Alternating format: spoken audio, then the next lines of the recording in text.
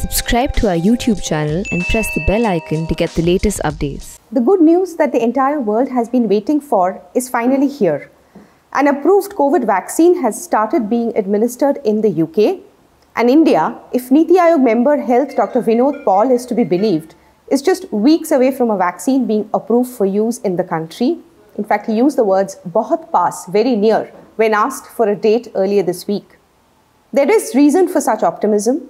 In the last week alone, 3 companies have moved applications for emergency use authorization by the Drugs Controller General of India. Let's look first at the vaccines that are in contention for an EUA.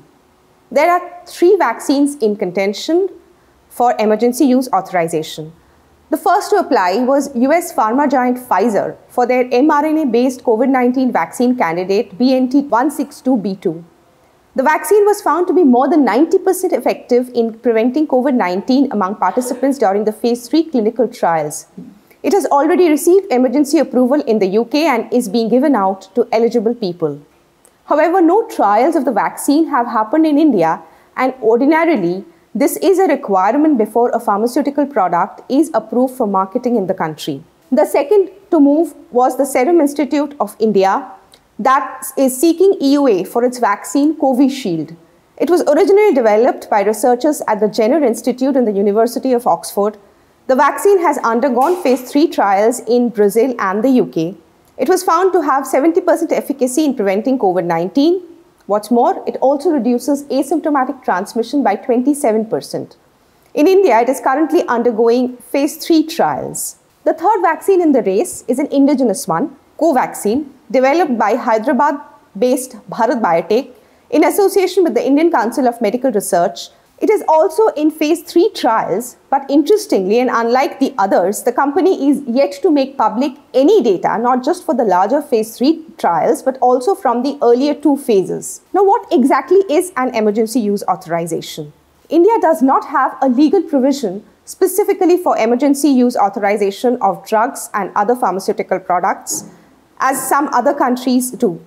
However, the new drugs and clinical trial rules lay down that the requirement of non-clinical and clinical data may be relaxed, abbreviated, omitted, or deferred under life-threatening or serious disease conditions or rare diseases, and for drugs intended to be used in the diseases which are of special relevance to the Indian scenario or would meet unmet medical needs in India during a disaster or a special defense use. This is open-ended enough not just for the drugs controller to waive off requirements of phase 3 trials in India, that is allowed anyway for products approved in some countries like the UK, but can also bypass any other requirements based on the emergent situation. The basic point for the drugs controller, as Dr. Balram Bhargava, Secretary Health Research, said recently, is to do a risk-benefit analysis and to see whether the benefits of approving a particular vaccine outweigh its risks. The controller will also naturally look at the data submitted by the companies to arrive at a decision. Who is eligible for the vaccine?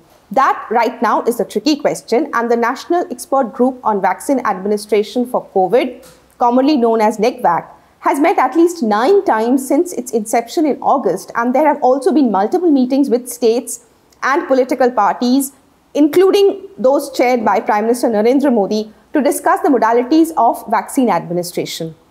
Among the issues that were discussed threadbare during these meetings was the identification of vaccine priority groups based on how vulnerable they are. Among the groups that have been so far identified are healthcare providers and workers in healthcare settings, both government and private. This is in all about 1 crore people. The second group are frontline workers, about 2 crore of them. These include personnel from state and central police department, armed forces, home guard and civil defense organizations, including disaster management volunteers and municipal workers. This is excluding healthcare workers. Then come the prioritized age groups, about 27 crore people, comprising those that are aged more than 50 years and those that are less than that age but have comorbidities such as diabetes, hypertension, etc., or are immune compromised. That, so far, is the list that has been drawn up. The matter of including other groups, including teachers, remember, schools have now stayed shut for 9 months. That also came up for discussion in the NEGVAC meetings, but no final call was taken. One important factor in this list, obviously, is how much vaccine is available to India from various companies and international partnerships that the country has entered into. So far, we know Serum has about 4 crore doses of vaccine ready to roll out. About the others, that information is not available. On the other hand, should adequate doses be available, it is possible that all 3 priority groups get vaccinated simultaneously. That would open up the vaccination program for other groups too.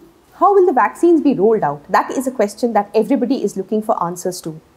India is banking heavily on technology for the vaccine rollout. The 5 cardinal principles are orderly, smooth implementation driven by technology. This could require preparation for a year or more.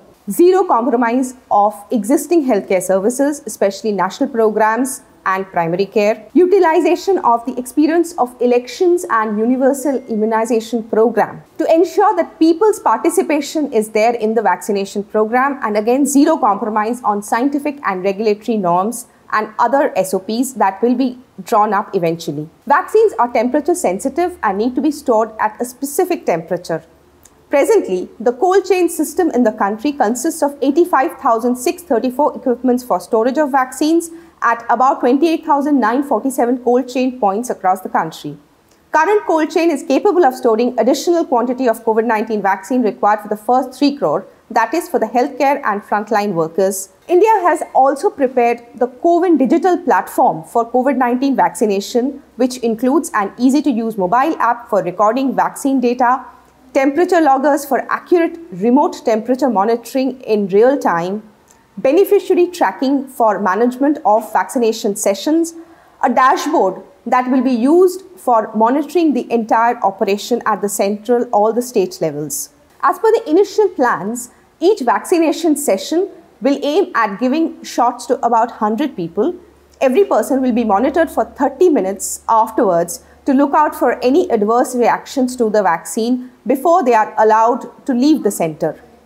The plan draws heavily on the reach and spread both of the universal immunization program, under which the annual birth cohort of 26 million babies and their mothers are vaccinated every year, and the massive operation of the Indian elections, that is the stuff of legends, given the reach and spread of the operation, with 900 million voters casting their vote every 5 years during the parliamentary elections. The question obviously now is, can one choose which vaccine to take? These are early days yet. The basic fact is that India does not yet have a licensed vaccine, and there are many unknowns. One of which is, what would be the funding pattern?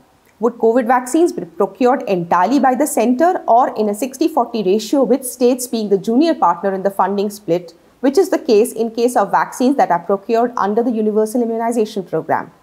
That would decide how much say states have in the choice of the vaccine should more than one get approved. However, that is not decided yet. Given these unknowns, it is also not possible to predict whether one vaccine will be limited to one geography in the public program or there will be a mix.